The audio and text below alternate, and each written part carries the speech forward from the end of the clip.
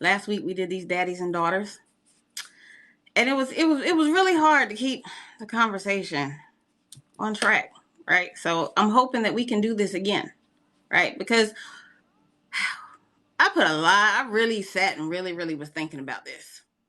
I really did. Had a couple conversations this week, and I've really been sitting and thinking, right? Because we talk a lot about like fatherless homes. But what about women that are growing up in homes with fathers who are emotionally unavailable? How are those daughters being affected, and how does that affect their outcome, and how does that affect the way that they end up relating to men and the relationships that they get into and their relationship experiences with men? Because you hear a lot of conversation, there's always the statistics of, well, if the dad's in the home, children fare to do better in two-parent home. And that is true, right? But the things that they're measuring has absolutely nothing to do with what's going on inside of people, right? Because when you look at the statistics, yes, they stay out of prison, they tend to have more education and all these other things, right? But that doesn't equate to what's going on internally in that person. That doesn't equate to their internal peace, right? So, we discussed a few weeks ago, we talked about mothers and sons and things that moms do, and how it can ultimately affect their sons and how that relates to the relationship that the boys have. But it's not often talked about with dads and daughters. It's not often talked about. I mean, we talk about daddy issues, but on like a real emotional level, onto how that affects her. You grew up in the house with your dad. And before we really get into this, let me just go ahead and knock out these disclaimers right quick. Let me knock out this disclaimer right quick before we even get started. One, that AJ, I know your throat hurts, so I'm gonna go ahead and leave you be. I'll knock these out. So, my first one, disclaimer. Please don't bring your religion into this conversation. I really don't care what your spiritual beliefs are. I truly don't. Believe whatever you want to believe. I don't care. But your beliefs are your beliefs. Whatever book you choose to follow, whatever God you choose to worship, that is all you, right? Nobody can take that from you, but you cannot impose that on other people. The religion and the spiritual practices that you choose to live is yours and yours alone, right? So you cannot use that as a basis for why you think people should do these certain things in their life because you're God or you're Allah or whatever it is. So please, I respect your spiritual beliefs. So in return, please respect the fact that not everybody believes the same as you. Okay? That's my first disclaimer. Second disclaimer is grow up, right? If you're not grown, this is not the place for you. One thing I don't tolerate is disrespect. I'm not going to tolerate disrespect in the comments. I'm not doing it. And I know that this conversation today is probably going to trigger a lot of men. So if you cannot remain mature and open-minded and actually listen to the conversation, just please don't. Please don't. Please don't. Just leave it be, okay? Because I really been sitting and thinking about this for the last couple of days, right? Because I think it's so interesting how people will look at me and they do these comments in my videos all the time. They say, how do you know so much about men? How do you know all this? Where did you learn all this? And I say, well, I was raised by men. And the response is usually, oh, your dad must have been great. They think that I must have had this great experience. And I've said many times that men have their idea of, I'm a man is to protect and provide. And that's fine. But usually when you say protect and provide, that usually means physical protection and financial provision. That's what that usually means. So if you have the type of father that is his definition of love. That's how he shows love. That's how he's like, and most men will say that, your dad loved you. He loved you. He took care of you. He protected and provided for you. And this is how most people will say things, right? He protected and provided for you. That's love. Your parent took care of you. And I'm not taking away from that, because as parents, you do the best that you can at the time with the knowledge that you have, right? We can accept that. Nobody jumped into the parenting game knowing everything there is to know about it. You didn't. None of us did. So that's understandable, right? But when you leave out the emotional aspect of raising children, because a lot of dads will say, well, I did my job. I loved you. I showed you that I loved you. I protected for you and I provided for you. But at what point did you as a father stop and actually check in with that child, specifically your little girl, to see if she actually felt loved? Did she feel like you loved her? Were your actions being received by her as love? Right? And I think a lot of times as parents, we don't really think about this, because we do things and in our mind, it's, I'm doing what's best for you, right? I'm doing what's best for you. And again, they do the best that they can with the knowledge that they have, but it's, I'm doing what's best for you. So I'm going to protect you and I'm going to do this for you. But if you grew up in an environment of survival, as many of us did, what makes you think you have a healthy definition of love? And what makes you think you're showing your child that in a healthy way?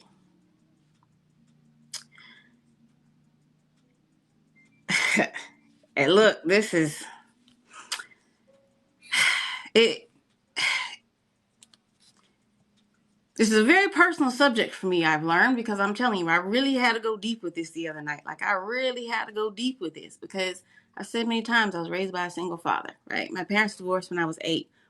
My mother never made it a secret that she didn't want me. Like, she never hid the fact that she just was not interested in me. I was not a child that she planned for, and it is what it is, right? But I was more so like a daddy's girl growing up. But my father is a very, very, very difficult man. And those that have like actually met him in person and know him will tell you the man is quite crazy, right? He's quite crazy. My dad's extremely controlling. And also my father's older, right? He had me when he was 40. So my dad was born at 43. He's 79 right now. He's older. And I understand at this point in my life, I can look back and I can see like stories I've heard about his childhood and things that he went through, and stories I've heard about his mother and just his life in general, right? And how those experiences would have shaped him and who he become. Like, I understand all of that. I completely get that. But that doesn't mean that his experience didn't have a traumatic effect on me, right? And this is what happens is, if you don't learn to deal with your stuff and learn how to become emotionally available, your trauma is going to transfer to your daughter, right?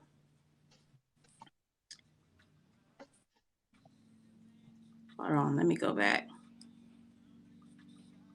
Oh, let's see. I'm going to address you real quick. I'm going to go back to my story. It's not my trauma because I've already healed from it, sir. So this is my story. And there's a difference. Trauma would be something that I'm still processing through. I've already healed from this.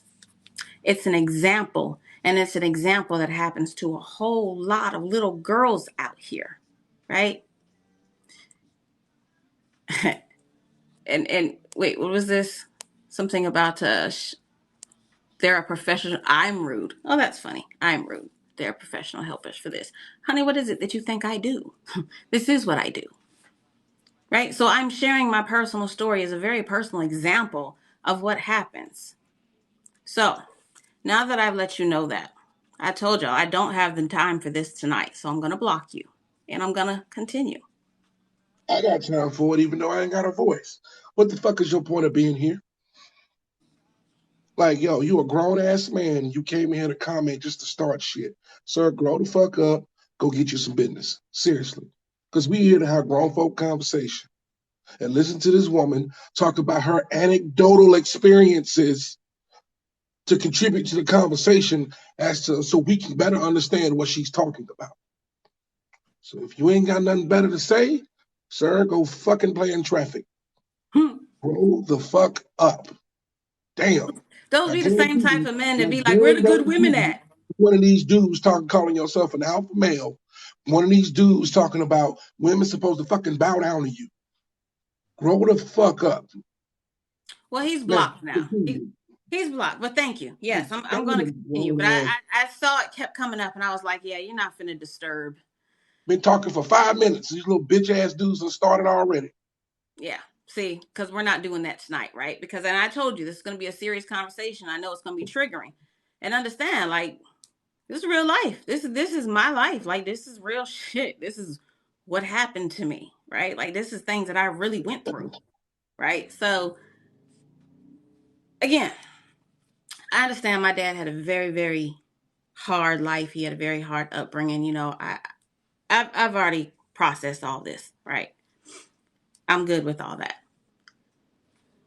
But now understand, my father in my childhood is quite an extreme example. Okay, because when I say my father's crazy, I mean he's crazy. He's crazy.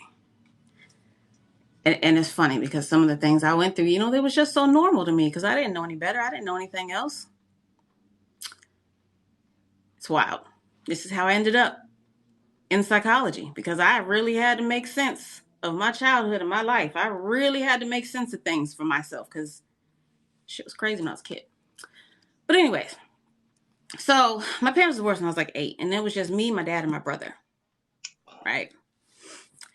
And so it was like I said, it's just me, my dad, and my brother. There's no other family around because my dad, for whatever reason of his own, I don't fully know his reasons, but he never really was close with his family. Um, that's it, just me and them, right? And my dad, so I'm like 9. I didn't find out till later, but my dad was always like fixated on my mom's weight, right? Was always trying to make her lose weight. She was never small enough for him. So after they divorced, that fixation turned to me because I was a chunky kid. Not like fat, but I was chunky, right? I was a chunky kid. And so I was like 9 years old. And so my dad decided I didn't drink enough water. So I had to drink 64 ounces of water a day. So I had to drink 8 glasses of water a day, right? Required. If he came home and he asked me, did I drink my 8 glasses of water? And I said, yes. And he decided that I had not drank my 8 glasses of water, I would get beat. This happened fairly regular, right? Because it all depended on how he felt. Whether or not I had drank the 8 glasses of water that day or not would determine if I got beat or not. My dad was the type you got beat for everything. For everything. So like by the time I'm 10, now it's like I have a workout. Like a whole workout, right? A whole workout. I can max out the leg press machine right now at over 800 pounds because of the workouts that I had to do at 10 years old, right? And again, if he felt like I didn't I didn't do it, I got beat.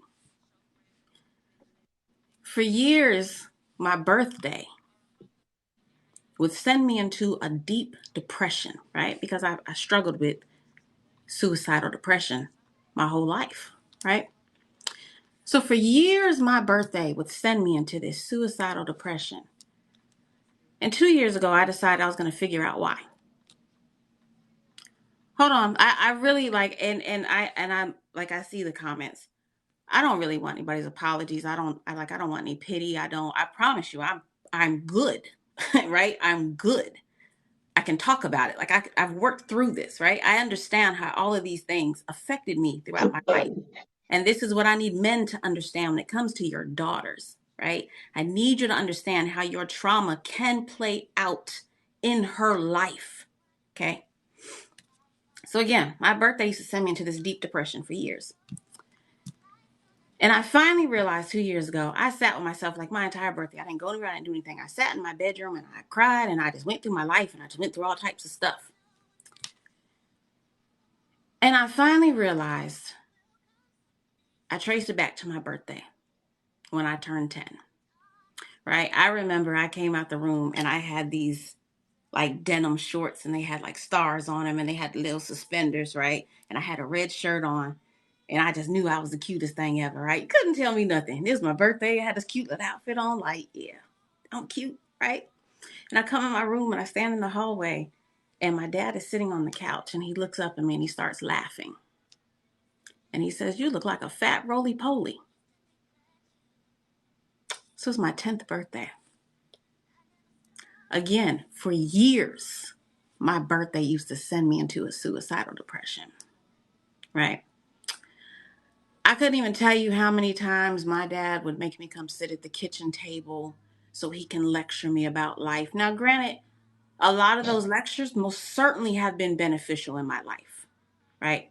A lot of those lectures, although I didn't understand them at the time, trust me, he prepared me for a whole lot of things. So, you know, oh, he really said that. Baby, I'm not done.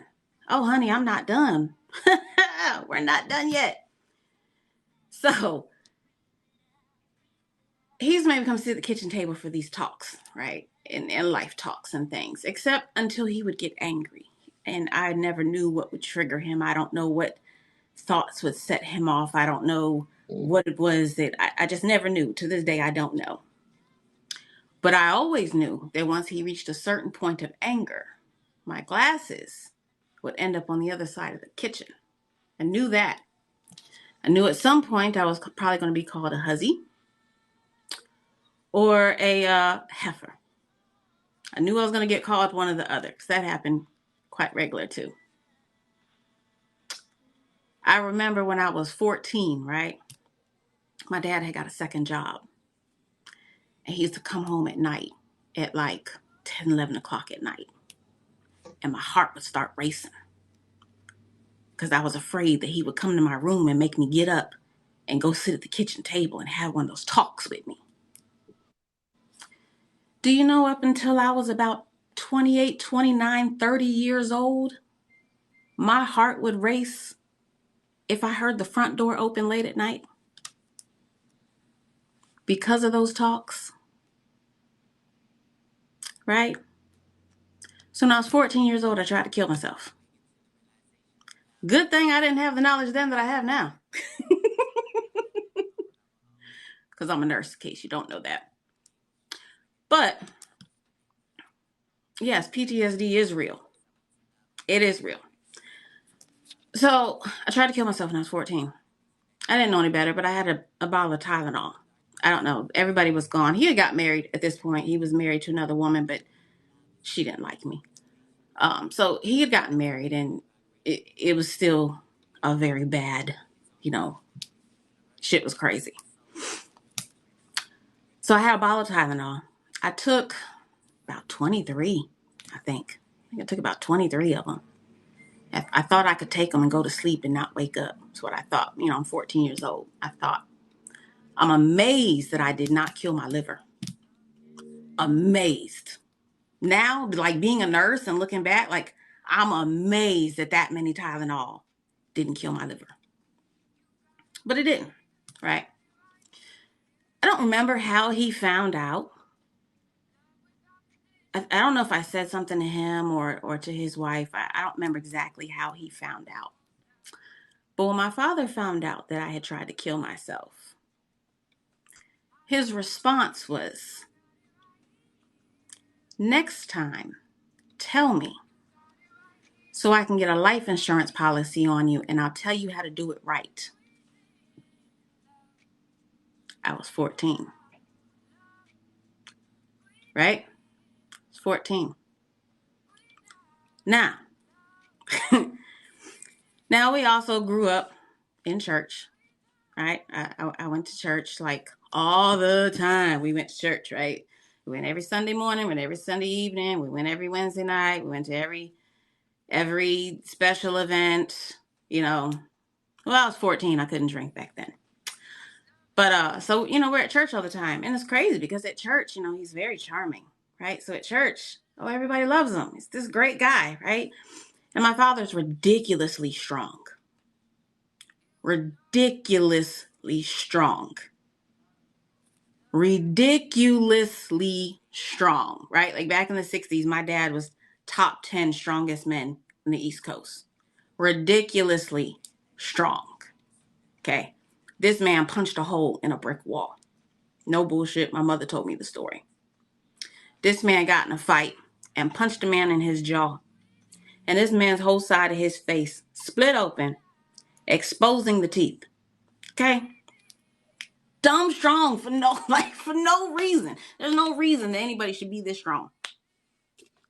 No reason at all. It's an unnatural strength. It really is. It really is unnatural. And I remember one time, 14 here too. We had been at church that Sunday, and the pastor was praying for people to be able to speak in tongues, right? So my dad told me to go up front, and I'm like, I don't really want to go up front because I don't understand. Now, even as a child, I questioned everything, right? I questioned everything, and I started reading as a child. No, religion's not a trigger for me, honey. Religion's not a trigger. That's just basic respect. That's not a trigger. Respecting other people's spiritual practices and not trying to impose yours onto them is respect, not a trigger. There's a difference. Anyways, so he wanted me to go up front to get prayed for to speak in tongues. And I'm like, well, I don't understand. Like, I don't really want to because I don't understand. So I go up front, and I guess the pastor can sense my hesitation or whatever. And, he's like, what's going on? I'm like, I don't understand. How does this work? Like, how you touch me and all of a sudden it's shit about a Honda? Like, what the hell happened? I don't understand. So he was like, well, maybe you should go sit down. Okay, I'm going to go sit down. My daddy was mad. So my dad can drive nails with his hand, this part of his hand, right? He hammers nails with them like this, right? My dad, I have a video, no bullshit. I have a video of my father, and those that have met him in person, my father will take a hammer and go pop, pop, pop, pop, pop. I have a video of him doing this, and you can hear it. Pop, pop, pop. Like, no bullshit. Told you. Man punched a hole in a brick wall. Like, stupid strong hands. This man, to this day, he's 79. To this day, he does push-ups on his fingertips. Not the pads. Not the pads. Put your hands like this. He does them like this on the tips. To this day. Okay? At 79. To this day. Yeah. So after this church service, he's out in the garage this day. And he makes me come out. So the garage opens up into the house. And I'm standing in the door frame. And the door is like closed, but not all the way closed behind me. And he's mad about what had happened at church because pastor told me to go sit back down because I said that I didn't understand. I guess I embarrassed him or whatever. I don't know. But he says, do you understand this? And he goes like this and like hits me in my head. I went into the house like, you can't stop that force. That's too much force. I went into the house. So the first time I ran away, I was 14. All right. And then at 14, I end up go living with my mom. The mom who, mind you, never wanted me to begin with. Right. And I had barely even talked to her from the time they divorced at 8 to now at 14. Okay. Now, again, people look at me today and they make these assumptions and they say, oh, your dad did such a great job with you. And I'm not bashing him or putting blame on him because, as I stated earlier, I understand that this man had his own traumas and his own a lot of crazy in his childhood, right? So I get how these things affected him. right? Man, this man crazy. I'm not even gonna get into some of the things I've heard about him and things he's done, but crazy. But at 14, because I grew up in this house where men would say, well, your dad loved you, right? Like I didn't want for anything growing up. I'd never experienced poverty growing up, right? I never experienced poverty. I pretty much got whatever I wanted. I was still daddy's little girl, right? I had this, like I often say, a lot of men have like a love-hate relationship with their moms where it's like they love her, but there's a part of her that they don't respect. I don't know if it was so much love-hate with my father, but it was fear. It was fear, right? I feared him greatly. Greatly. I was not a bad kid. I feared that man. Thank you. Let's focus on the fact. Thank you. And it's not to say that he didn't love me, right? And I know as bad as it sounds, the things that happened and things that he did, and I promise you, there's a whole lot more that have happened over those years. But I understand that he loved me to the best of his ability, right? But that doesn't mean that it didn't cause collateral damage, a lot of damage. Because at 14, I go to live with my mom, and I am 14 years old. I feel very alone, right? I feel unloved and unwanted by both parents, right? And so at 14, I meet another young man who also is trying to escape from his traumas, right? He's also trying to escape from a situation where, he was feeling unloved and things that he had going on. And we got together at 14. And for me, like, it's so easy for me to put this into perspective these days because I have a daughter who's 14, and I look at my daughter and I'm like, God, her life looks nothing like what mine did at 14. Nothing like what mine did. And that's great, right? But I got pregnant with my son at 15 by the same guy that I met at 14. We were together for a couple of years. And I got pregnant with my son, right? And it wasn't an accident, okay? I got pregnant with my son, definitely for the wrong reasons. But I'm 15 years old, but I wanted somebody that would love me, right? Not a good reason to have a child.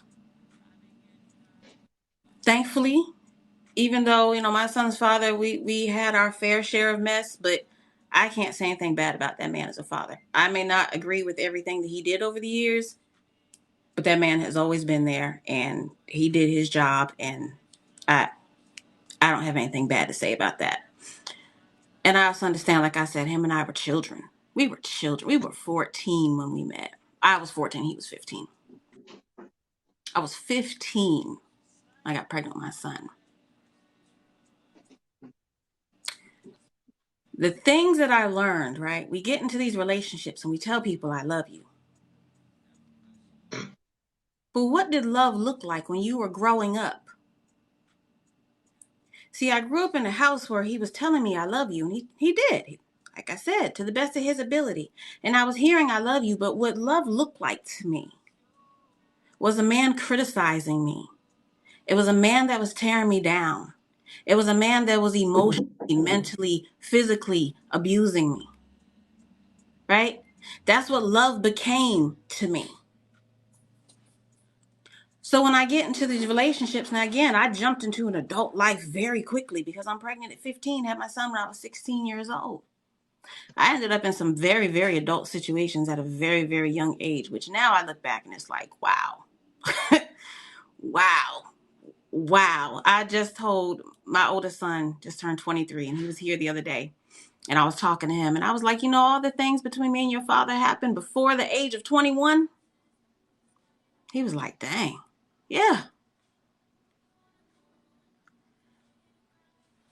So if you're a man that's emotionally unavailable and you're raising your daughter and you did not take the time yet to work through your issues, right? To deal with the situations that you had with the other women in your life, to deal with the pains and traumas that you received from your mother. And And I'm not going to get deep into that, but at the end of the day, we all grew up with some sort of traumas. And a large majority of us grew up in survival mode. And if you came from a single parent home, a divorced home, poverty, more than likely, you grew up in survival, as so many of us did. So many of us grew up in survival for various reasons. So many of us. So if you grew up in this home that you didn't receive a very healthy version of what love looks like, and now you're getting in relationships. Again, I had a baby. I'm 16 years old, my first kid. And then that experience, obviously, it was very toxic. Very, very, very toxic. Very toxic. And I got pregnant with my next one at 17. Now, mind you, I did end up going back to my father's house. So let me go back to that. I did go back to my father's house when I was pregnant. Right? So like I said, I'm 15 when I'm pregnant because my mom, oh, she's tripping now. Like, I'm pregnant. She's threatening to make me give an abortion. And I'm like, nah, I'm not doing it. So my dad's like, come back home again. I was always daddy's little girl. There's this love fear. Like, I call him my monster and my hero. Right. He was like a Dr. Jekyll and Mr. Hyde for me as a child. And he still is a Dr. Jekyll and Mr. Hyde. So I go back when I'm 16, 15, turning 16. I go back and he essentially puts me in prison. Right. He essentially puts me in prison. I was in school, and it was a school that was like designed for pregnant girls, right? So that you could graduate and keep going. And like I said, my dad's very, very extremely controlling. So I ran away again while I was pregnant. I ran away, went back to Virginia, which is where I'm originally from. This time I'm in Florida, and I go back to Virginia, run away. My mom makes me go back down to Florida. So I have to go back. So I'm 16. So once I go back, my father made me drop out of school. So I was not able to finish high school. He would not allow me to go back to school because he thought I'd run away again. So I was forced to drop out in the 11th grade. Mind you, I was always a straight A student in school. So this is like November-ish, December, right? Had my son in January. I got my GED. And I started working, right? Started working. 16, just had a baby, started working. My dad's like, all right, well, I'm taking you to work. You're going to give me gas money. I got to babysit your son. You're going to pay me for this, and you live here, and you're going to pay that, and da-da-da. Now, I understand now what he was trying to do. Like, I understand he was trying to instill responsibility in me. But, at 16, I just had a baby, and what? I'm like overwhelmed, like, oh my goodness. But, I worked it out, right? Now, mind you, I'm working and everything. I'm taking care of my son, but I'm essentially in prison. Right? I'm literally like in prison. Like, he did not allow me to have any contact with my son's father. Would not allow me to have any contact. So I would sneak and like call him, and my son's father would send boxes down to the house with like clothes and stuff for the baby. But he would not allow us to like speak at all. So I just had to sneak and do it. So, it got to the point where I told my father, I was like, you know what? I don't even care anymore. I don't care if you hit me. Like, I don't even care anymore because it's not that much longer until I turn 18, and then I'm going to be free. And I'm going to be out of here. I'm going to be free real soon. Right? That's the only thing I would focus on. I'm going to be free from you real soon. And notice a lot of you parents do this to your kids too. You make them feel trapped. And they can't wait to get out your house. They can't wait to get away from you. But let me go back. So I ended up leaving at 17. I left at 17. He got married again, right? And this was wife number 5 now.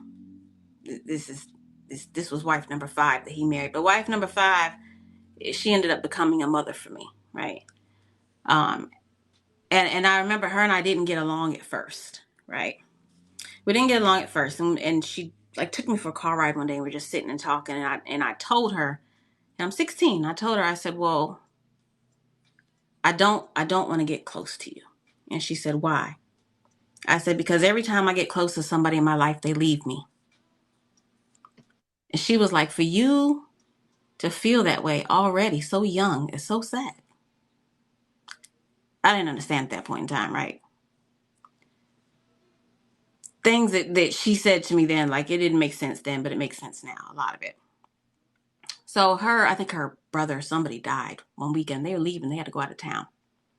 My older brother at the time had come to stay with us. So I told my other brother, I said, listen, I need you to leave the house. I said, I know how dad is. I need you to leave the house because he's going to question you and I don't want you to be here. If you don't know, then you don't know. So leave. So my brother left. I called a cab. I went to the bank. I emptied out my bank account.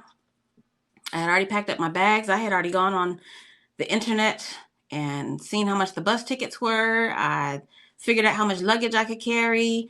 I packed what was most important for me and my son, who at the time he was 15 months old. And I bought a bus ticket and I got on that bus at 17 years old and I went from Florida to Virginia. And man, I think about that shit now sometimes and I'm just like, so much could have happened to me. So many things could have happened to me. But in my mind, anything was better than being in that house. Anything. This was like April that year. My birthday's in the summer. So I was like, he's not going to try to make me come back because he knows I'm going to leave again. So he'll leave me alone. Right. So I knew I was free this time. Like I didn't know what was out there, but I knew if you've already been making me pay bills and do this, that, and the third, like if I'm already maintaining everything, and mind you, like I'm working and stuff, but I still had to come home and clean and like days off, I had to cook. Dinner had to be ready for him by the time he got off work. Like I come home from work, if he cooked, it's in the kitchen. Everything's there for me to clean. Right? So if I'm already doing all this, well, why I gotta do it in your house? I'm pretty sure I can figure this out here in this world. I can do it. So I did. I left home at 17, right? I went back to Virginia, where I'm originally from. And I ended up running to this guy who I knew him in high school. But at the time I was with my son's father. So we end up getting together and I get pregnant with my second son. So I'm 17 and pregnant again. And I was thinking to myself the other day how that saved me getting pregnant with him.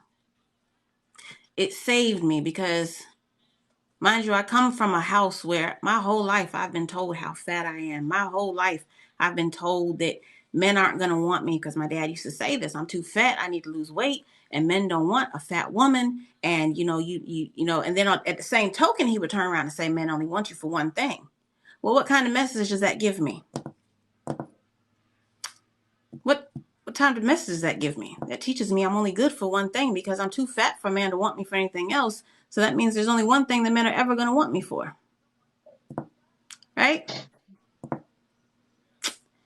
See how his trauma started becoming collateral damage and his trauma became my trauma.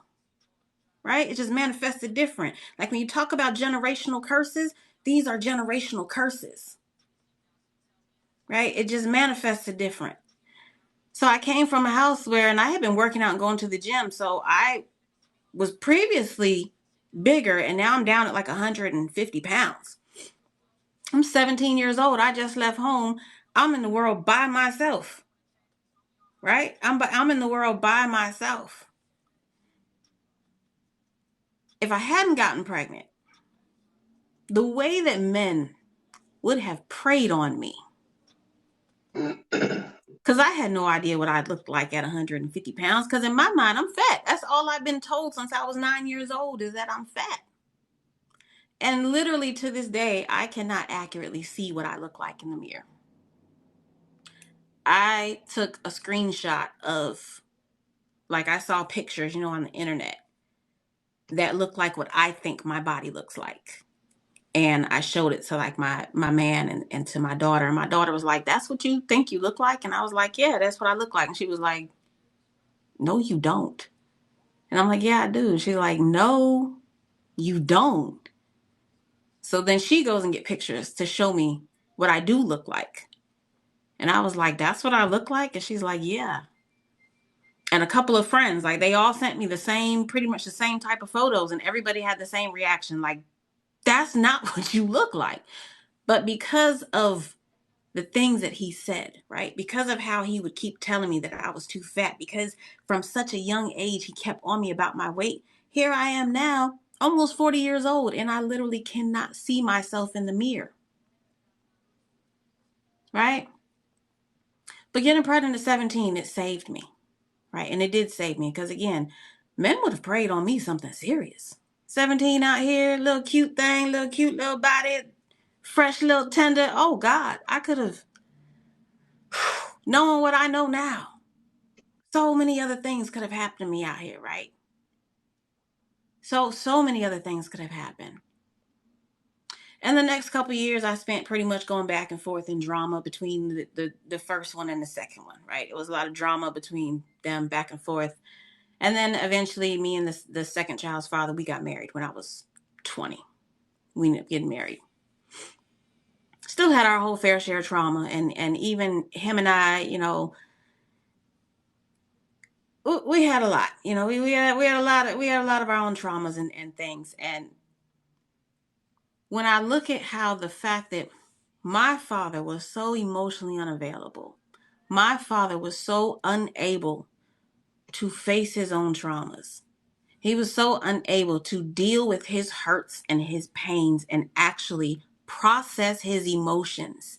That, yes, although he did take care of me and raise me and love me in his own way, he didn't love me to the best of his ability because he never became the best version of himself. He never became the best version of himself. To this day, right? I did not, when I left home, I did not see my father for 19 years. I didn't see my father again until 2020, right? My mother died in the beginning of 2020, and that didn't really bother me. But after she died, I started thinking, and I was thinking to myself, you know what? I don't want my issues with my father to be the reason that my children don't ever experience what it's like to have a relationship with a grandparent, right? So I was like, I need to deal with my stuff. I need to face my issues with him. I need to really fix this because I don't want my children to have, I didn't grow up being around my grandparents, right? So I was like, I didn't want to do that to them. I wanted to give them the experience of having a grandparent, right? And so I reached out. I reached out to him and we started talking, and I drove down to his house, took the kids there, and there's 11 of us, and I'm the youngest. Out of these 11, I don't know, two, maybe three of his kids talk to him. Two, maybe three. And it's usually off and on, right? It's like you'll be in his life for a little bit, and then they'll be like, I can't even take this no more, and they dip off. Right? That's how we all are. It's how we all are. For very, very good reason. It's how we all are. Matter of fact, the first time I actually did try to get back in contact with him, and I hadn't seen him yet, but I tried to get back in contact with him, and this was like 2017, I think. And I had a lot of issues going on in my home with my children and stuff, and my father and my sister had talked and decided they came up with a plan of what they decided I was going to do in my home for my children. And I was like, listen, I need y'all to stay out of this because you have no idea what's been going on. Like, this has nothing to do with you. Just stay in your lane, right? And I think some of you just joined. Listen, I promise you, I don't need the sympathy. I don't need I am okay. I've processed all this and I've already worked past this. I'm telling my story, right? That's it. I'm just telling my story because I need the men especially to understand how your unhealed traumas will inadvertently affect your daughters. Because when y'all get out here and you talk so much about women and the things that women do and why do women go to the bad boys and this, that, and the third, it's because some of you are so emotionally unavailable that, yes, while you're protecting and providing for your daughter, she does not feel loved by you. She doesn't feel loved. And if she doesn't feel loved, she's going to run to that first boy that makes her feel the opposite of what you're making her feel. Right? So I promise you, I don't, not to be bitchy. I don't need the I'm sorry. It's like, I am okay. I'm okay. I'm okay. But anyway, so they made this plan about what they were going to do for my child. And I was like, no, this is not happening. And I made the comment to my sister. I said, he's not qualified to deal with what she needs. Like she needs I have to get some professionals in here to deal with this situation that's going on. And my father got angry. My sister told him I said that. And he got angry. He called me. And he was fussing, yelling. And I was like, listen, I'm not having this conversation with you. We're not going to talk about it. And he kept yelling and yelling. I was like, Dad, I'm not doing this with you. I'm going to hang up the phone. He kept on yelling, and I said, all right, Dad, I'm hanging up now. He kept going. I said, bye. And I hung up the phone. About 10 minutes later, I got this real long message from him. And he said, since you wanted to hang up the phone on me, don't you call me and don't talk to me until you grow up. Then he proceeded to call me a whore, told me I was a horrible mother, told me he was going to try to take my kids from me. Then he said, I don't feel sorry for anything that happened to you in your life because you're the one that decided to run away from home and you were 17 and everything that happened to you is your fault. And I'm just reading all this and I'm just like, oh, well, where the hell all this come from? I barely even spoke to you since I left home at 17. Like, what is this? Like, straight snapped. And I sent a little laughing emoji and was like, bye, and blocked him. Right? So I didn't talk to him again. He reached out to me a few years after that. And I was like, I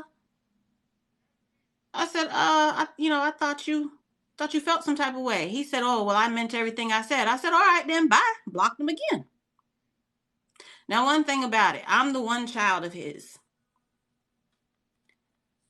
I probably remind him of himself the most, right? Because he had the most influence on me. So I'm well aware I have a lot of traits of his. And I did a lot of work to make those positive and not negative the way that he displayed those traits.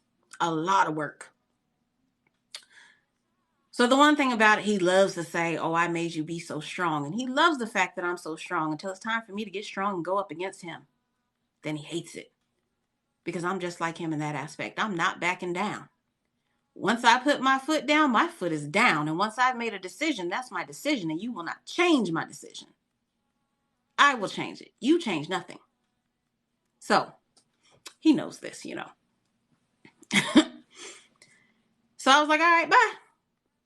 So when I got back in contact with him in 2020, I reached out this time and I was like, listen, because again, I wanted my children to have that experience,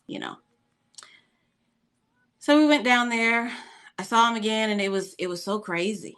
It was the craziest experience because I hadn't seen him since I was 17 years old. And now here I was like 37, right? And so it's like, I hadn't seen him since I was a child, and now I'm standing here looking at you through the eyes of an adult. And I'm looking at him with different knowledge, right? Because, I've spent my life studying psychology and I do psych nursing. And, so now when I look at my father and I listen to his stories and things he tells me, like now I psychoanalyze the hell out of him, which that really helped me to actually get back in contact with him because it allowed me to unlock a lot of stuff in myself too. But when I saw him again and I brought up some of the things that happened when I was a child, like not to blame, but just on some like, hey, some of the stuff that you did was rough, And I brought up my 10th birthday. I brought up the day, and some of you weren't here for this, so I'm just gonna quickly go through this. My 10th birthday, I had this new outfit. Just knew I was the cutest thing. Came out the room, looking all good, and I walk into the living room. My dad looks at me and he just starts laughing. And he's like, "You look like a fat roly-poly." And again, I said that this for years caused a suicidal depression on my birthday for years, up until a few years ago. And so I brought the story up to him and told him about it. You know, this man looked me in my face and started laughing and was like, I don't remember that. I said, wow, I do. I remember. Took me a long time to get over it. I definitely remember. Never forgot it. Never forgot it. He's like, oh, I don't remember. Yeah, I bet you don't. I bet you don't, buddy.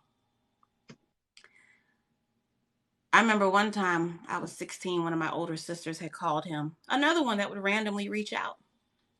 She called him, and I remember him saying to her, he was laughing, and he was like, you remember that time I beat you till you passed out?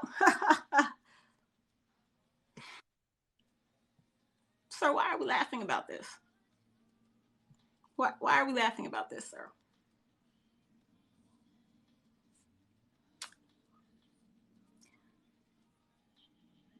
That was something to process.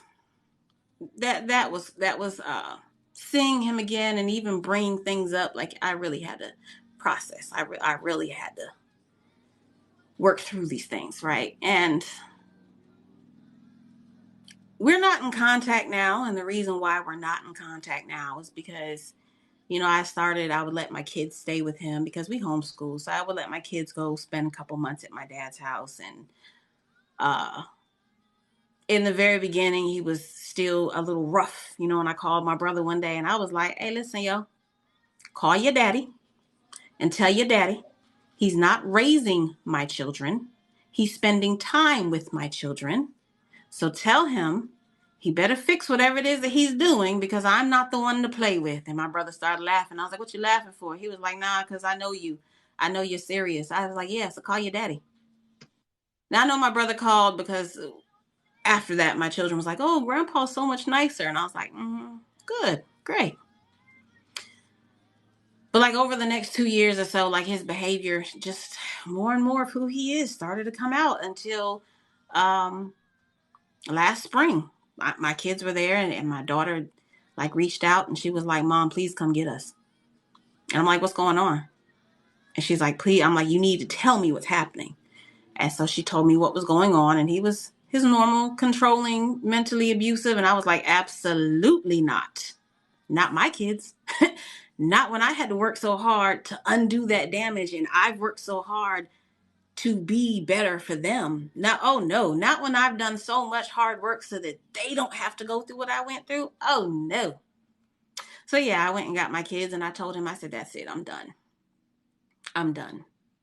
Because it was one thing, I had to deal with it, but I will not allow you to be in my children's lives and cause that same trauma to them. So that's why he's not in my life now. And I told him, I said, nah. And his wife said and did some things. And I was like, listen, Dad, that's your wife. And I can fully respect that. And I would never ask you to choose between me and your wife. And as long as your wife is living, I will never set foot back in your house. So he knows that. And it just is what it is. Right? Because people are so quick to say things like, oh, well, that's your parents. Oh, well, that's your family. No, like, stop doing that to people. Stop. Stop telling people that they should endure abuse because of a title. Stop telling people that. Stop that. Right? But my whole point of this, when men sit here and say, oh, your dad did a great job, your dad took care of you, this, that, he loved you. I'm not saying he didn't love me. He did. He loved me in his way, right? But the fact that he refused, and to this day refuses to see how his actions have an effect on those around him, most specifically his children. Because every last one of us have had some really crazy experiences in this world. And when I say every last one of us, I'm talking about my siblings. Every last one of us. And my older siblings, the stories that I've heard of things that happened to them and things that he did to them, when I say the man is crazy, The man's crazy. Like, I remember my mom told me that one of my older sisters, she was like 3 years old. 3 years old. And as most 3-year-olds, she peed the bed sometimes. His solution for how he was going to stop her from peeing the bed, he was going to make her drink her own piss.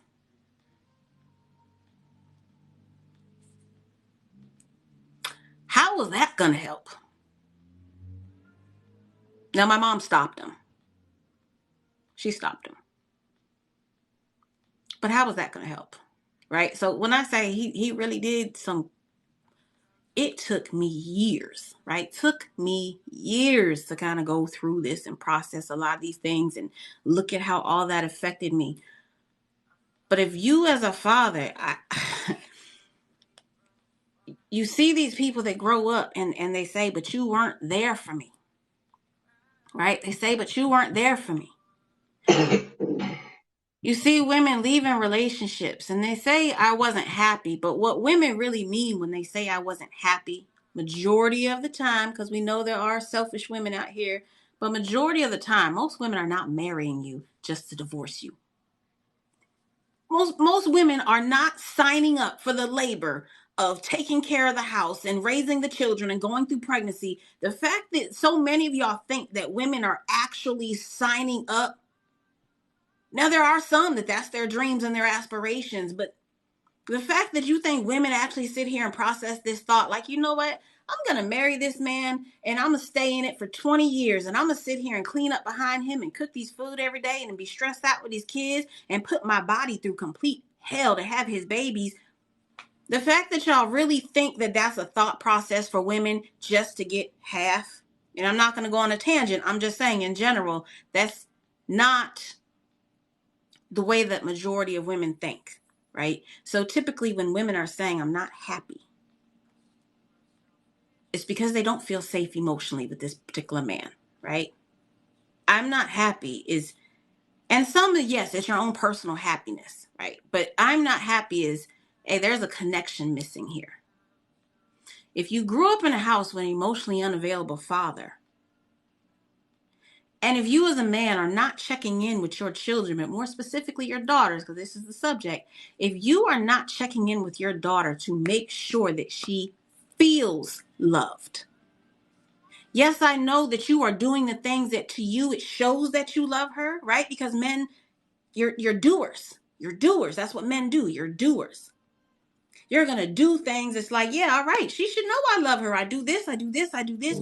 But if you don't check in to make sure that she feels loved, how is she going to know when she gets out here? How is she going to know what it feels like when a man values her, when a man respects her, right? When a man really loves her? How is she going to know what that feels like if you are not checking in and if you are not dealing with your shit so that you can be the best version? Because if you are emotionally unavailable, that means you're not able to receive, and that also means you're not giving. You're not giving. And you're not giving at full capacity. Well, yes, we've already established my father was damaged. I said he had a even crazier childhood. He was extremely damaged. I'm aware of that. He just refuses to deal with his stuff, which is the whole point of this, right? Because like I said, we all have our traumas from our childhood. Trauma is not just you were raped or trauma is just, it's, trauma is basically an intense event that your brain does not fully know how to process the emotions of it. And so your brain will then create a defense mechanism. So even now as an adult, when you get triggered, just like I said, that was up until like 30 years old, that hearing a door open at 10 o'clock at night would trigger me and I would start having an anxiety attack. And for years, I couldn't figure out why I would have an anxiety attack. It was because it traced it back to my dad. Once I was able to trace it back and realize, it was like, okay. And I was able to overcome that. Right? But if you're not willing to sit and take the time, and I said this the other day, a lot of men, have difficulty separating how you feel about women and the things that women do from your daughters. You're having difficulty separating the two. She's not that woman. And as imperfect as that woman is, so are you. Right? Because what was your example of healthy love? So how do you know you're showing that woman a healthy love? What was your example? If you grew up in survival like so many of us did, what was your example of healthy love, and how are you so sure that that's what you're showing in your relationships? How are you sure? Yes, you're doers. I get it. But are you checking in to make sure that what you're doing is actually being received? Right? Is it being received? Just because you're doing it doesn't mean they're receiving it.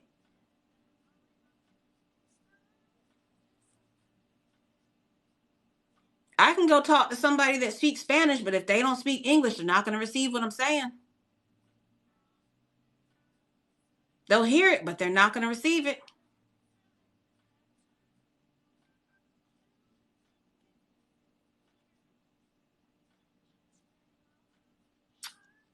Can you repeat? My daughter has anxiety with her dad trying to motivate.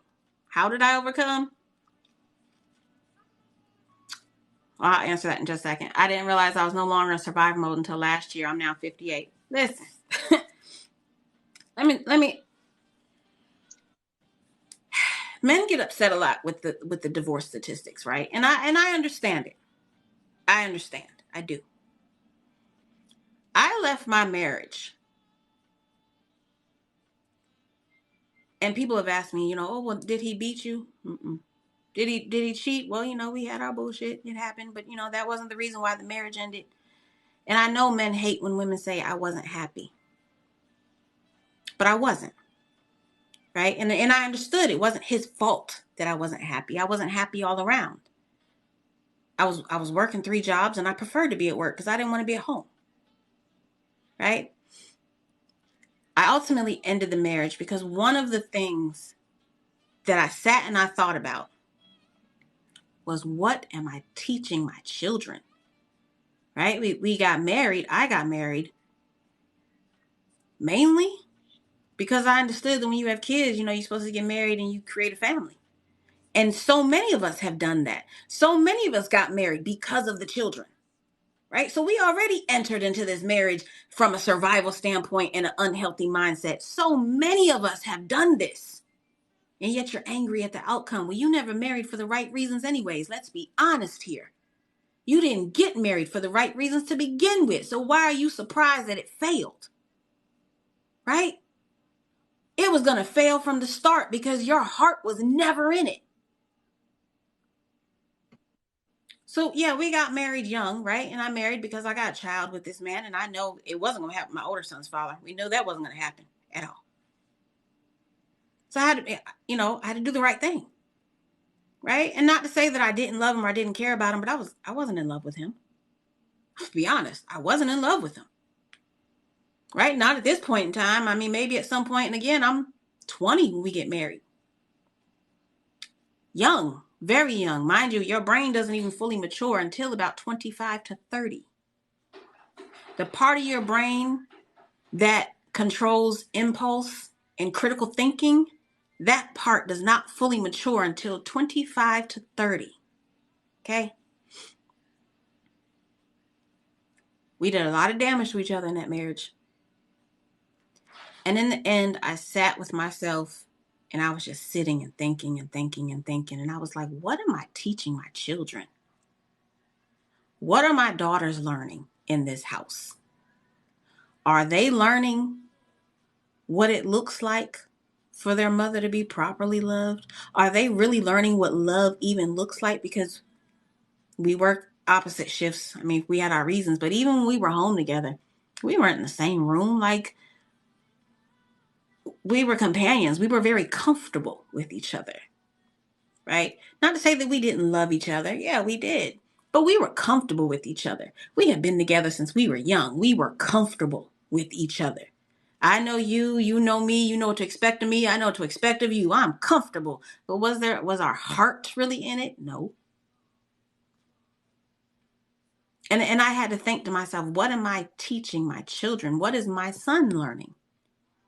This example of a man and manhood, what am I teaching my son? Because children learn by what they see, right? Don't matter what you say.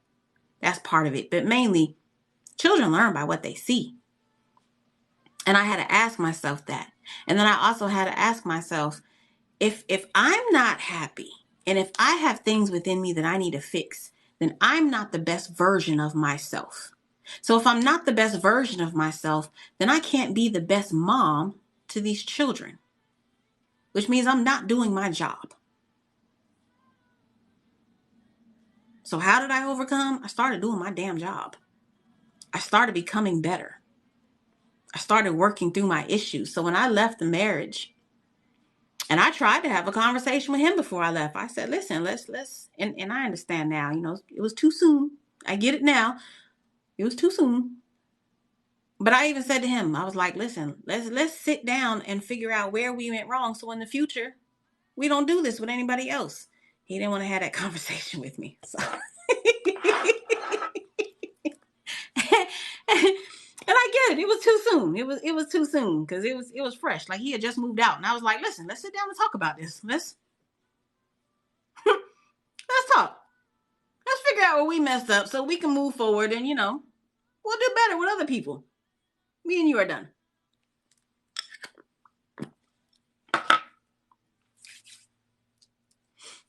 But growing up in an environment where I felt unloved and unwanted, growing up in an environment where what love looked like to me put me in messed up situations, right?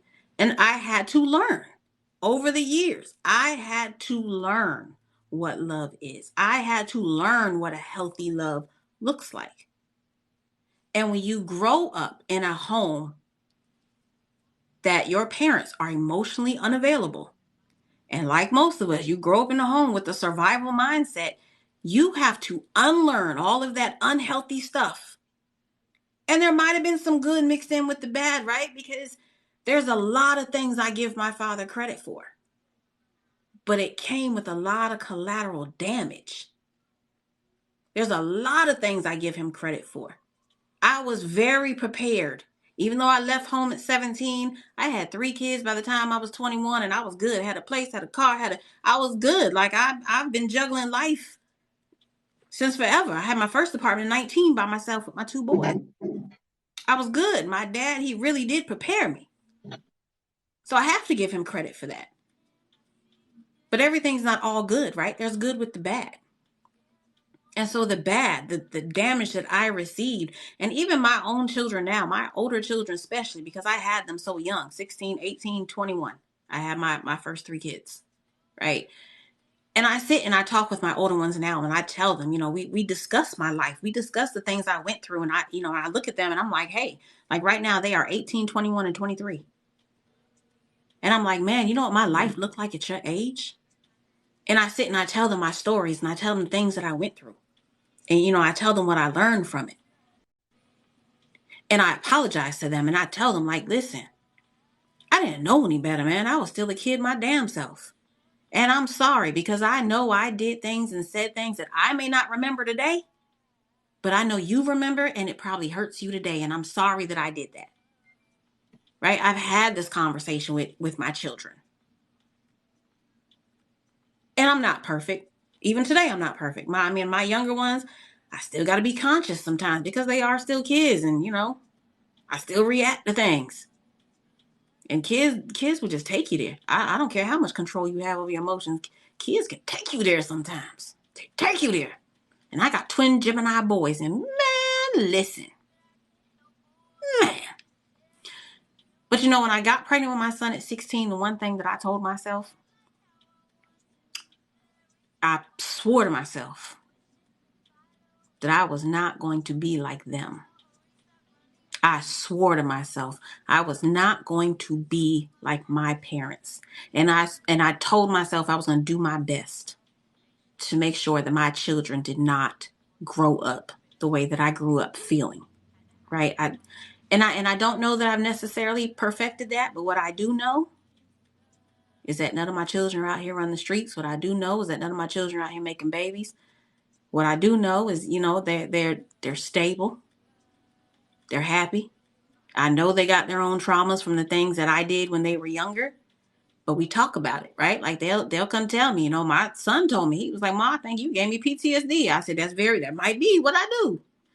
He was like, I notice anytime somebody get too close, like I flinch and throw my hands up the block. I said, damn, I do the same thing. Huh. But see, when he was younger, I was like my daddy because I didn't know any better. I beat you for everything. It wasn't until the years went on that I started realizing like this is not even effective. This is just making angry children and you hate me. Like that's not what I wanted to do. And I found different ways to parent. I tried different things. Even now with the young ones, I'm still trying different things, right? Because I'm still undoing. Like, yeah, I've unpacked and worked through my stuff, but I'm still undoing certain behaviors and I'm still identifying stuff, right? Because as you grow, like that never changes. Growth is continual. You don't just reach the epitome of growth one day because what happens is it's like that layer gets washed away and then, something triggers you down the road and it's like, damn, I thought I was done crying about that. But no, you cry about it on a deeper level and it gives you a deeper lesson to that. And it's like, oh,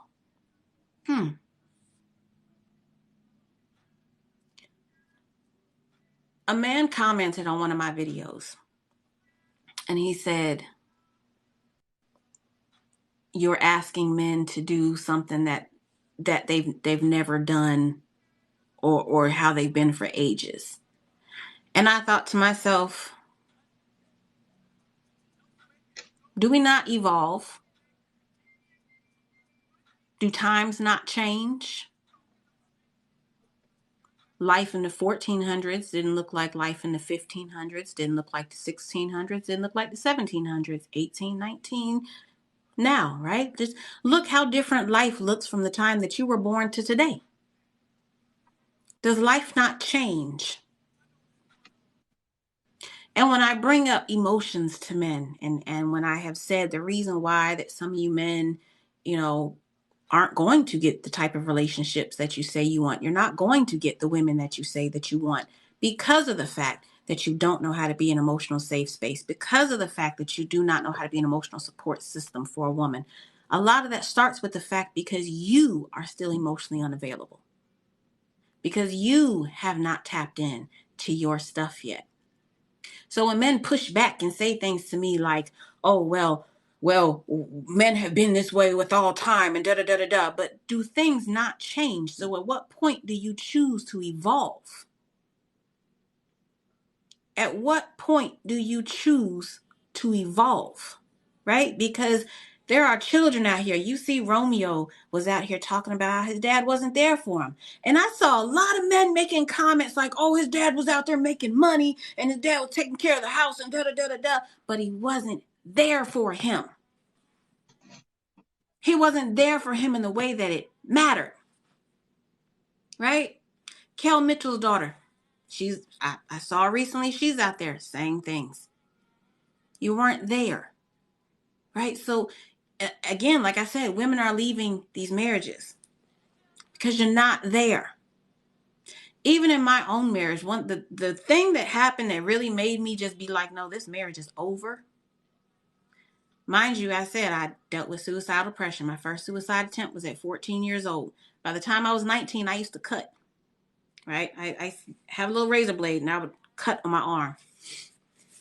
And at one point I flipped out and took the blade to my face. After that, I put myself in therapy actually for a little bit. Now, that's the first time I went to therapy. But I hadn't had a suicidal episode for a long time. And then this was like right at the end of the marriage. Hadn't had a suicide episode probably for about 10 years, right? It'd been a long time. And there was a lot going on in our lives and I was really stressed out. There was a lot going on at home. And I had been telling my ex-husband over and over, like it seemed like every 2 to 3 years we kept having the same conversations. Every 2 to 3 years I kept telling him I wanted a divorce and I would tell him why. And one of the things that I kept telling him over and over is basically, I need you to step up and do more. I need you to help me more in the house. Mind you, I was working 3 jobs. This man worked 1 job, right? And I'm not going to put all the blame on him because he said he would get a second job. This was before I got the 3rd one. He was going to get a second job. And I said, well, I'm a nurse and I make more money. So it makes more sense for me to work a second job and I only have to work 1 or 2 shifts versus you having to work 4 or 5 days to make what I can do in 1 or 2, right? So I did go get a second job. Now, when I went and got a 3rd job, at some point, the man in him probably should have stepped in and been like, my wife don't need to work 3 jobs, but that's neither here nor there. But anyways, okay. So anyways, one of the things that I kept telling him was, I need you to step up, right? I need you to help me because I'm working. I do pretty much all the cooking, right? He cooked on his days off, which was like, once or twice out the week. But I did all the cooking. And when I did all the cooking, I also would make sure that his dinner was ready. So when he came home, because I would already be at work, but when he came home, his food was wrapped up and sitting in the oven, right? Everything had already been put away. Everything's done. All you have to do is come home from work and eat. Your food is ready. It's done. You're good, right? I did the cleaning in the house. I did all the laundry. I did the grocery shopping. I did the kids' appointments. I did everything in the house. All he did was go to work and come home. Go to work, come home. That's all he did. Right? And I told him multiple times over and over, I need you to do more because I'm overwhelmed. And so this particular day, I was in a bad space mentally. And he was well aware of my suicidal depression. He was well aware of my history because he's known me since I was 15 years old. So he's well aware of all my history. And he comes into the bathroom and I'm sitting in the bathroom and I have a bottle of pills in my hand. This time I have Percocets. Prescription. They were my prescription, by the way. But I have a bottle of Percocet in my hands. And he comes in the bathroom and I looked at him and I said, this is too much on my shoulders. You have to take some of this weight up off my shoulders.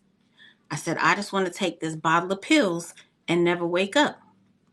This man looked at me. This man looked at me and said, well, I don't know what you want me to do. And walked out the bathroom.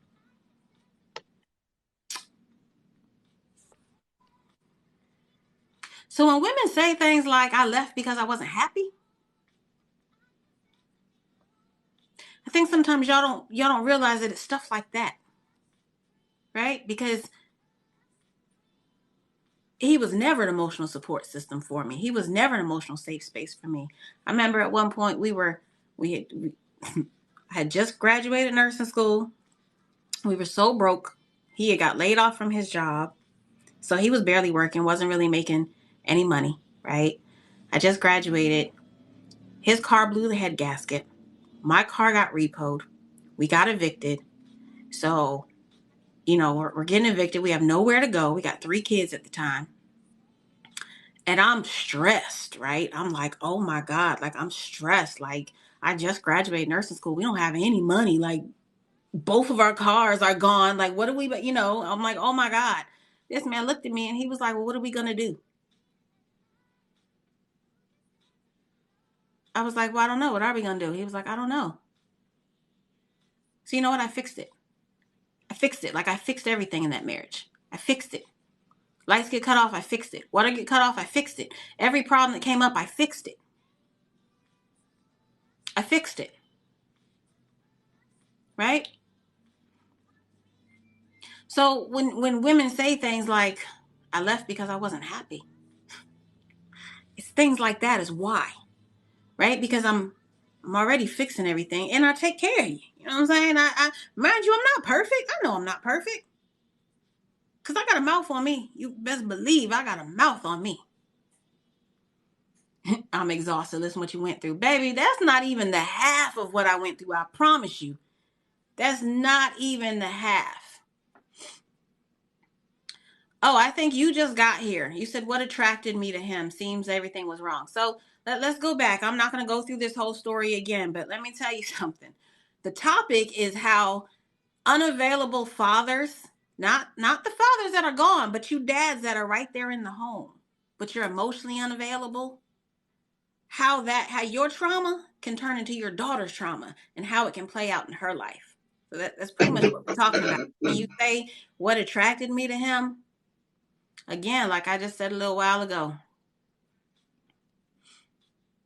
because you men are doers, right? You're doers, and you feel like, hey, listen, you should know I love you. I do this, I do this, I do this, and I do this. But that doesn't mean they're receiving it. That doesn't mean they feel it. It doesn't mean you're doing it in a way that they can receive. Right? And it's so important that you check in with your daughters and check how you feel about your experiences with women and not allow those experiences to trigger you so that you say things and do things, especially at the adolescent age, like 10, 11, 12, between like 10 and 14. The changes that your brain is going through in the second stage of life is extremely important. Like the first stage is right around like I think 2, 3 years old, somewhere around there. I think the brain goes through like this pruning process called proliferation, and it goes through it again in the second decade, in the teen years. So that's when some of your most like your core memories, like the things that really shaped you, those memories that you think back on now, those are usually the things that influenced you, right? Because they made an impact in your brain. That those are the memories that stand out to you. Those are usually the things that you probably want to explore because that's probably where the root of your trauma is for a lot of stuff. You probably want to explore those things. Oh, I can see you're new here, so I'm not going to keep addressing the new people because obviously you missed the whole beginning, so you have no context, which is why the comments that you're making make no sense at all. Right? Because obviously you're coming in with this energy as if there's blame being placed when that's not what's happening, right? Nobody's placing blame on anything. I'm simply sharing a story as to how things can turn out when you don't deal with your shit. When you don't deal with your shit. Even like I said, with my own kids, I have had to sit here and go through my life and think about how all these things affected me over the years. And I even sit and think about the things that I have said and done and how that could have affected my children. Certain things that they do, I'm like, what was it that I might have done when they were kids that can cause them to be like this? And how can I fix it? I think about this often. And we sit and talk, and like my older children, they'll bring things to my attention about the younger ones. They be like, Mom, hey, so and so they've been doing this, like you need to pay attention. They're aware of things, even with their siblings. Like I came home one day and the 21-year-old was in the room with his younger brother, and I was like, what you doing in his room? He was like, I was just sitting with him. I said, why? He said, well, I'm concerned about his mental health. I said, oh, well, why are you concerned about his mental health? He gave me his reasons, and I was like, okay, well, good. Like they understand mental health matters, right? Because it's talked about a lot in this house. Because I've done a whole lot of work and a whole lot of learning. Like I said, my childhood is what pushed me into psychology. I had to make sense of it, right? And like you said, just listening makes you exhausted. And I'm telling you, it's not even the half. It's not even the half, right? Baby, I don't need anybody to fix it. See, that's the thing. I'm good. I'm good. Kids suffer when their parents break up. It's way before that. And your parents don't even have to break up. It's before that. Again, because we're not talking about single parent homes. We're talking about just growing up with a father that's emotionally unavailable.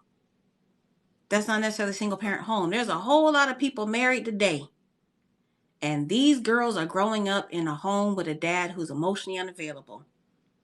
And if she's not seeing her father properly love and properly respect and value her mother, she doesn't get to see that, right? And she does not experience it from her father because he's not, again, you're not checking in.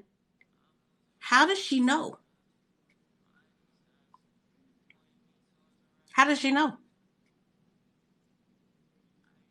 And it's really no different for you men Because on the same side of that, if you are growing up and your dad is emotionally unavailable and you don't see him value and respect and love your mother, then how do you know what that looks like? How do you know what a healthy version of love looks like?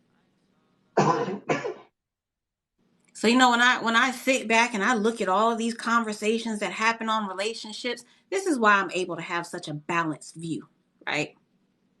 Partly because, yes, I was raised by men. Absolutely. I was raised by men. So that taught me a whole lot. I was also raised by two parents that were emotionally unavailable themselves. I had a lot of trauma in my life, right? And I had to work past that. And I can see things from both sides. One, from the men around me that taught me and the things that I witnessed. So when I see all these conversations that's happening out here, it's like, gosh, you're so superficial. The things that y'all focus on, they're so superficial because it's like, really at the end of the day, neither side, probably 90% of either side, and I don't know, I'm throwing the number out there, so don't, whatever. It's a very large majority on both sides. You did not have a healthy example of what love looks like. You were raised by your parents' trauma, and it turned into your own trauma. And then you got in a relationship with somebody else who hadn't worked through their trauma because of their parents' trauma. And the two of you come together and you create these situations. And because you're still not going through your traumas, now you're blaming the other side. Well, they do this and they do that. When you have to understand, because there's a thing called a trauma bond. There's a reason why you connected with that person. There's something about them that drew you to them. You connected on some level. And it's usually because of the trauma why you connect. And until you heal from that and recognize what that is and start dealing with your stuff, that's where the whole accountability and things come in. That's why, like I said with my ex-husband, I can't be angry with this man. My son's father, I can't be angry with this man. Especially considering we were children. We were children. I got married at 20. We were children. None of us knew. We're fresh out of our parents' houses. We're fresh out of the trauma. We haven't even had a time we don't even know we're traumatized because it's so normal. 20 is not a child. Really? Well, your brain doesn't reach full maturity until about the age of 25 to 30, so you're not fully mature yet. And 20 is still a child. Now, I don't know how old you are, but I know me sitting here at almost 40, looking at my life and my own children at 20. Oh, 20 is still a child. You are definitely a young adult. But you ain't grown yet at 20. You haven't grown yet at 20. So yeah. But when you look at relationships from a different perspective and you look at the fact that I'm fresh out of my parents' house, don't even realize yet that I have trauma, haven't even identified it yet, don't even really know myself yet. Right? Because you just left. When you leave home, and even so many people today, you still don't know yourself. You don't know yourself because you only know everything that was told to you. Because your whole life, you were told how you're supposed to act. You were told what you're supposed to believe, how you're supposed to behave. You were told everything about who you are. But at no point did you stop and question, but wait a minute. Is that how I feel? Do I agree with that?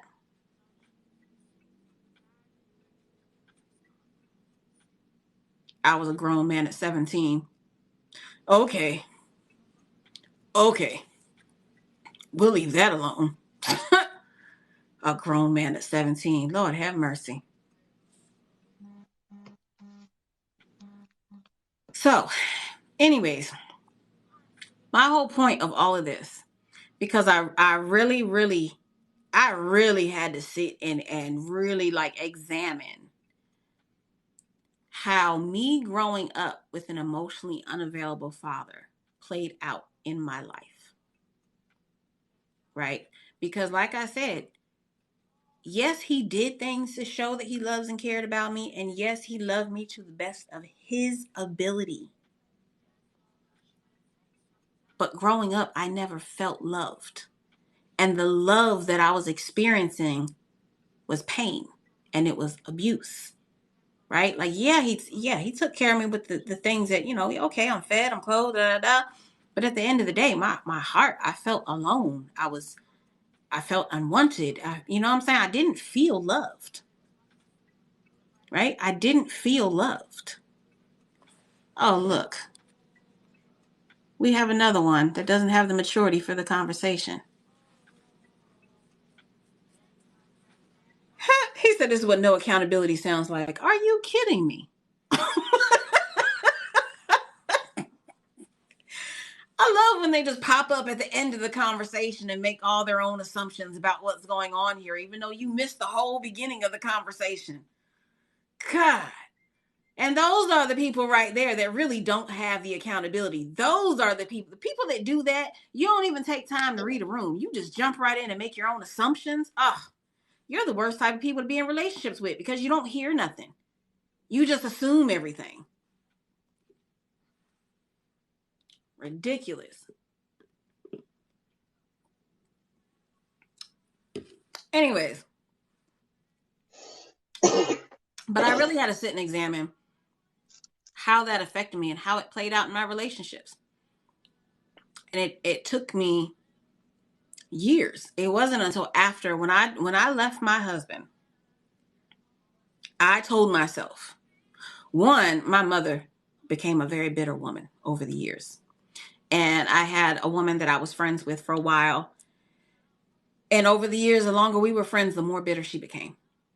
And I would look at the two of them and I swore I was not going to become that. Didn't want to become them. So when I left that marriage, I told myself, I'm going to figure this shit out. I'm going to sit with this. I'm going to figure out my shit. And I did, because I did not want to repeat those same mistakes, right? And like I said, if I wasn't the best version of myself, I could not be the best mom to my children. And if I'm not being the best mom to my children, I'm not giving you the best shot at life. Because I didn't want my children out here in survival mode like I was for so many years.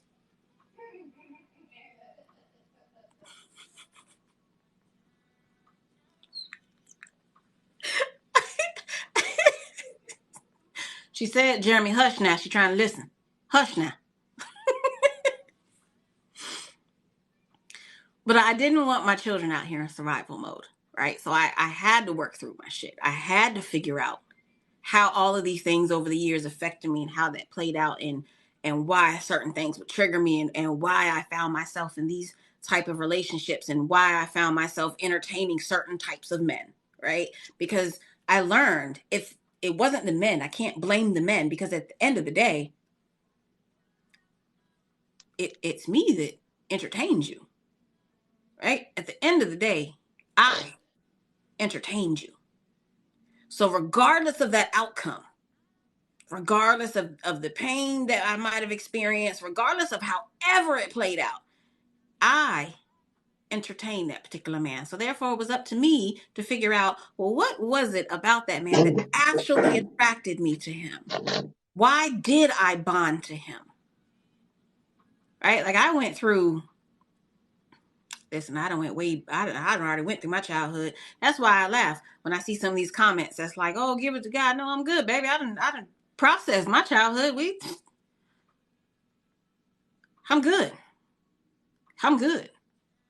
I've forgiven my parents already. Do I still feel traumatized? No.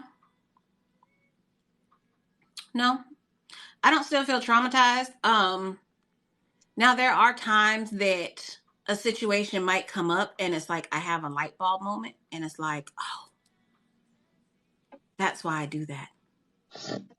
Or it's like, oh, I need to fix this. Like, for years, I didn't like to drink water. And the reason why I didn't like to drink water was because he used to beat me because of the water. right? And so my brain, I didn't want to drink the water anymore because water and beatings, they went together in my head after that. I didn't want to drink water. For years, I didn't like to go to the gym and work out because he used to beat me. And it wasn't until I became more aware of this, you know what I'm saying? It was just like, okay, no, I have to overcome this because I can't keep letting situations from my childhood still dictate who I am today at almost 40. Like, no, I have to. And this is why, like, when people say, when they comment and make comments about how I stay calm, like in my videos and on live, because it's very hard for anybody to get an emotional reaction out of me. Because if I am emotionally triggered, you're not going to know it, for one. And if I am, I'm going to sit with that. And I'm going to figure out why you were able to get an emotion out of me, because it wasn't you. I got to figure out why I felt some type of way about that. Didn't have anything to do with you. But I promise you, next time, it won't happen again. Right? It won't happen again. So it's funny to me because even my kids, they say I don't have any emotions. And I'm like, I do have emotions. They're controlled. They're controlled. Like, it's hard to get an emotional reaction out of me because not very much triggers me. It's at this point I've worked through so much of my past that it's like, is there a time when you can't fix the emotions between dad and daughter? Hell yeah, there's a time. You must have missed that part too. I told you I finally cut my dad out for good. I had to.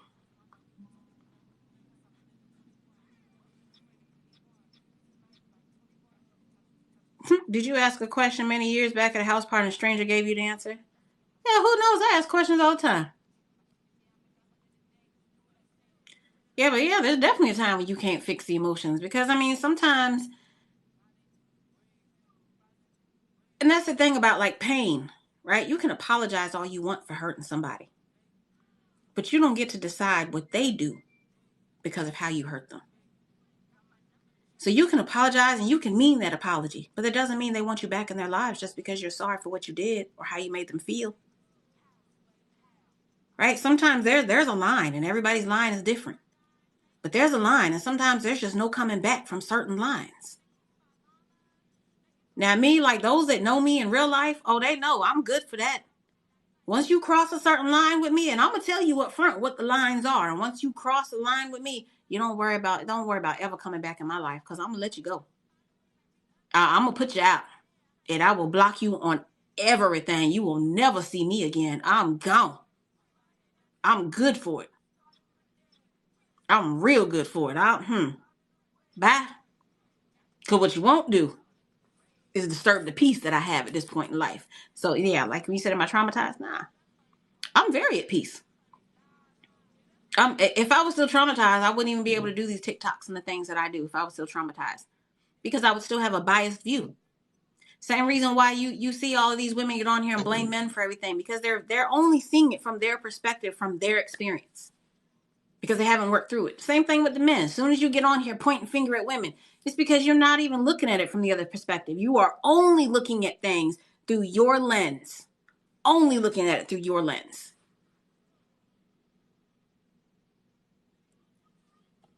Let me see.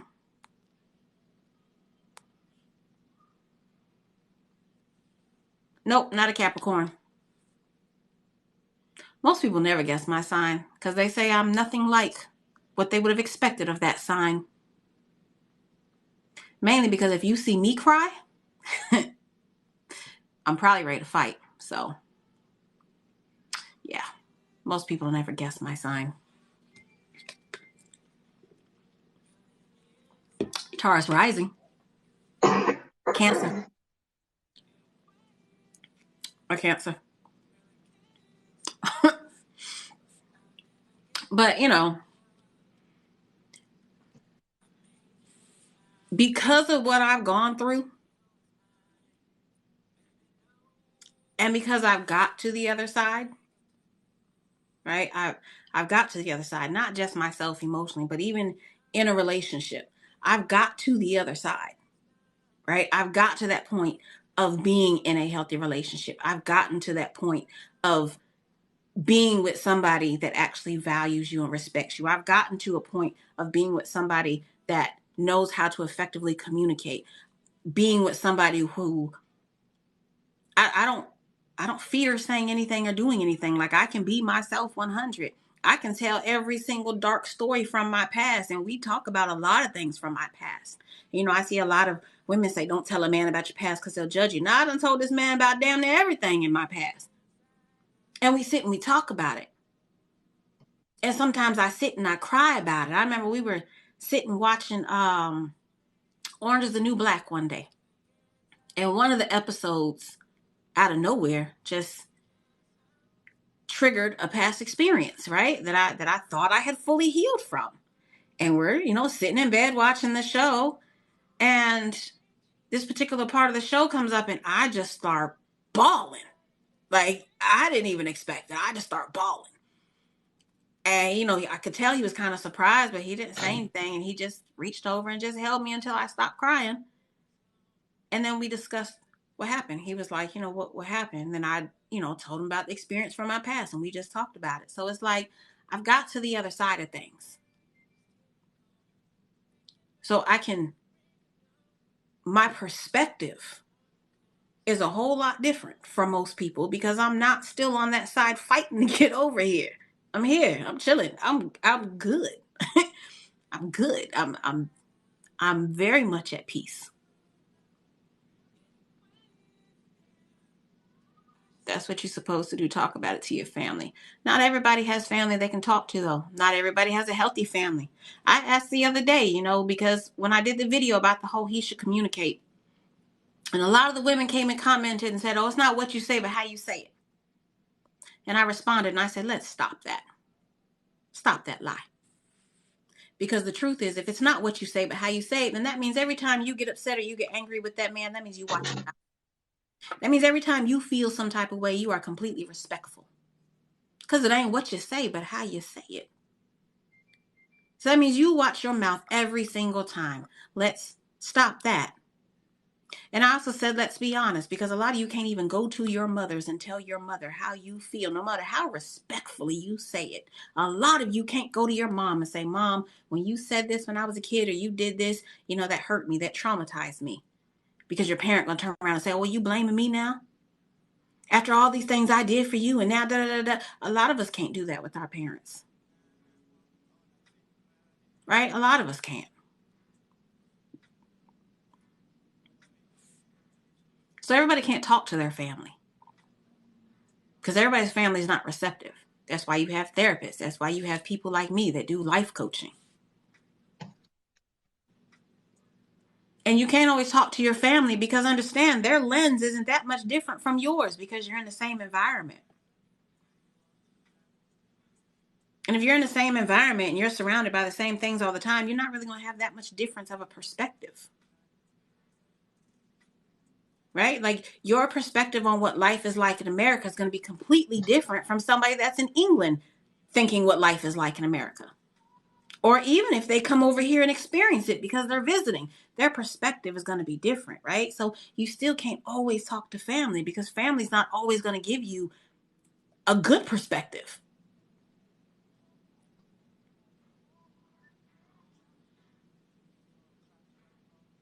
Right? Some may have mental illness and can't cope. Hey, that's true, because I'm trying to tell you, I can't go talk to my father. I cannot go talk to my father. He's just going to laugh about the things that he did. That doesn't fix anything. You can't. I found people. Well, even when I was young, I always had older people around me. I always had older people around me to guide me, because even at a young age, I understood, yeah, I can talk to my friends all day, but my friends are the same age as me. And even though they might have had different experiences, at the end of the day, you don't have that hindsight. You don't have the ability to look back at it from a different perspective with age and experience, right? So I always had older people around me to guide me, that I could go to and talk to. Like, I always had older men around me that I could go talk to when I had man issues. I would go to these men, and I always had some sort of mentor, because everybody can't go to their family. right? But you got to find somebody to go to. Like I said earlier, when we talk about generational curses, being emotionally unavailable and being in a state of survival is a generational curse that needs to be broken. All of these conversations going out here, this finger point between men and women, is generational curses that need to be broken. You are just as traumatized as that man, and that woman is just as traumatized as you. Your trauma may look different, but it don't mean you're not both still affected by it. Right? And you got to learn how to get past that. You got to learn how to work through that. If nothing else, then for your children, you've got to learn, because you're going to pass it on and they're going to keep doing it, and it's just going to continue to get worse.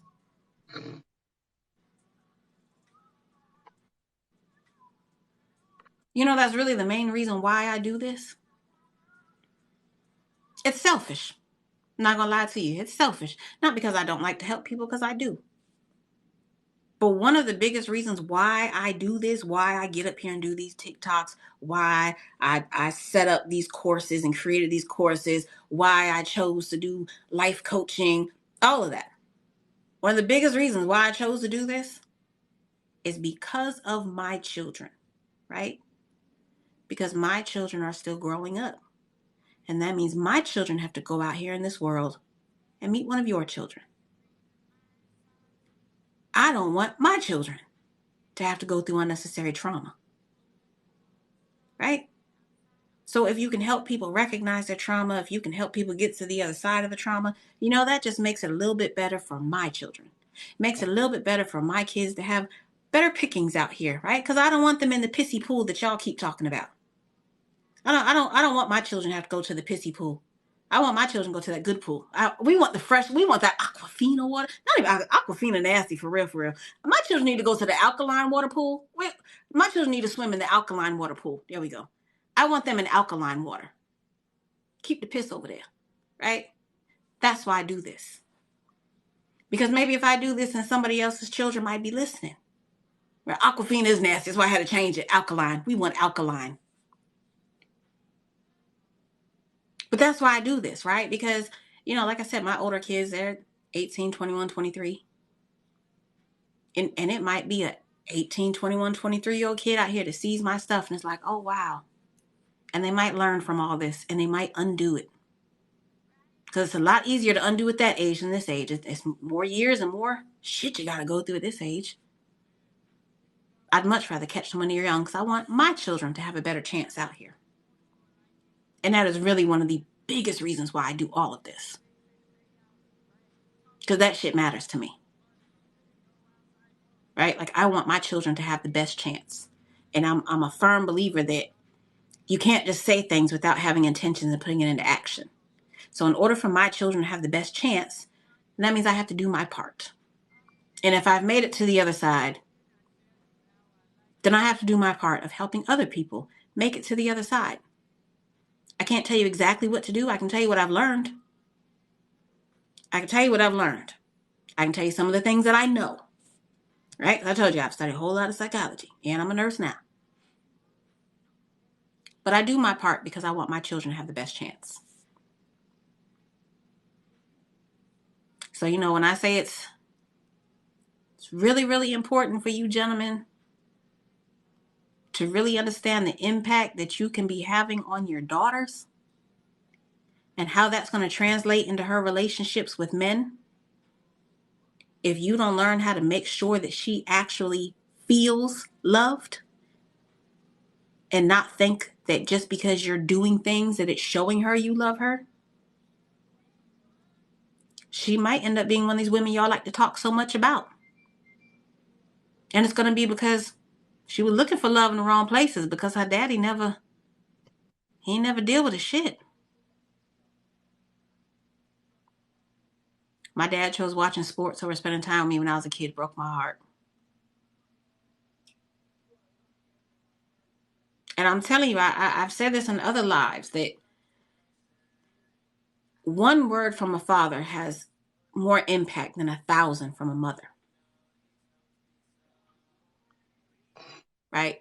One word has more impact than 1,000 from a mother. Like your presence matters, right? Like you really are the example for your daughters. You are the example. She listens to what you say, the way that you speak about women. She's listening. She hears that. She hears that. Right? So if you want these men that's always out here talking bad about women and women do this and women do that, understand, for one, that's your experience with the women that you chose.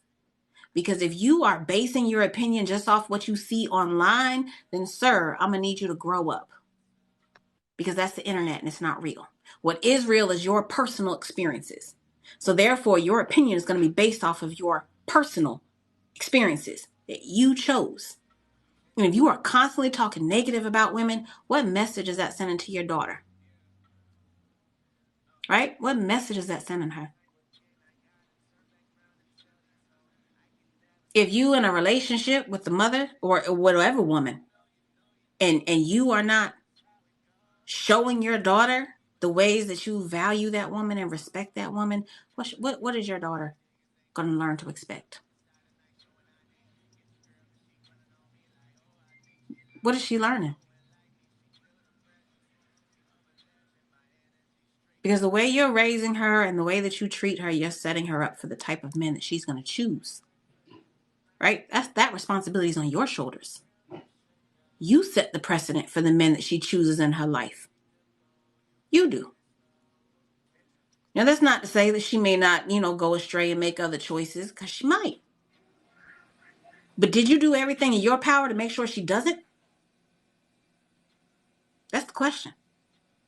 She might go, she's going to make whatever choice she wants. But did you do everything in your power to show her an example of what a healthy love looks like and feels like, so that she can go look for that herself when she grows up?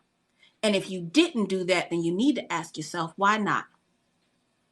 If you say you love your daughter, why are you not giving her the best shot?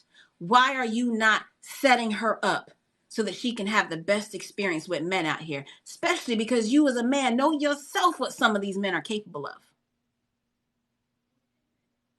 So why are you not choosing to become the best version of yourself so that you can be the best father and best example for your daughters as to what they should expect?